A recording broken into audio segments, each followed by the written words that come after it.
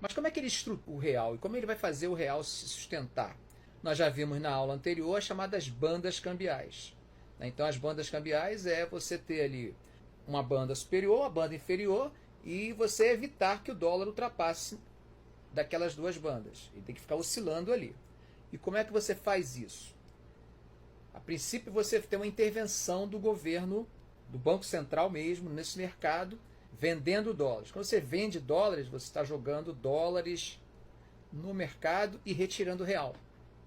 Tá? Então, o que você está fazendo? Você está aumentando a quantidade de moeda internacional circulando e tirando moeda nacional. Se você coloca mais dólares, ele se desvaloriza. Então, isso serve para controlar, para contrabalancear. Mas tem algumas outras coisas que a gente precisa entender. Um outro ponto que vai servir tanto para a questão cambial, quanto também da questão da inflação, a taxa de juros. Então nós vamos ter uma taxa de juros alta propositalmente. E aí, de que forma essa taxa de juros afeta tanto a questão cambial quanto a questão da inflação? Bom, da inflação você já sabe, se a taxa de juros está alta, as pessoas pensam, vou pegar meu dinheiro e vou guardar na poupança porque vai ter um rendimento maior. Não vou comprar a prazo porque vou ter que pagar um juro muito alto. Então, você tem uma diminuição do consumo, um controle da demanda. Então, a gente pode pensar que a taxa de juros alta ela ajuda a controlar a demanda. E quando a gente pensa na questão do câmbio, o que você está tendo quando tem juros altos? Você está pagando pelo capital estrangeiro. É como se você estivesse dando um prêmio maior para quem quiser trazer o seu dinheiro para cá.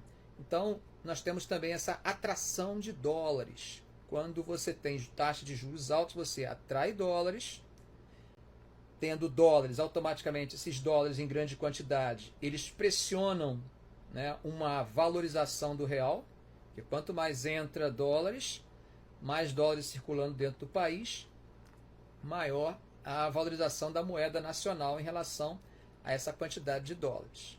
Tá? E ainda tem um outro elemento que vai contribuir também para atrair esse capital para cá, para o Brasil, nesse momento, que é a continuidade de forma bem intensa do processo de privatização.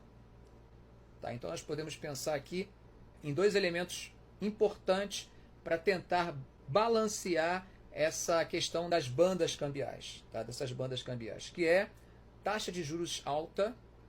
E já sabemos por que essas taxas de juros altas elas são positivas, elas têm um controle de demanda e têm uma atração de capital estrangeiro.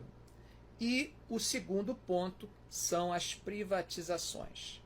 Isso ajuda a trazer dinheiro para dentro do país. Bom, dentro desse contexto todo, nós temos também alguns importantes momentos na nossa política externa, no governo do Fernando Henrique.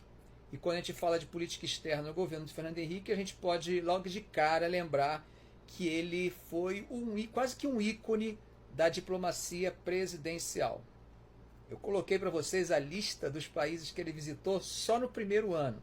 Coloquei dos outros anos não, que ia gastar muito slide à toa. Mas ele viajou muito.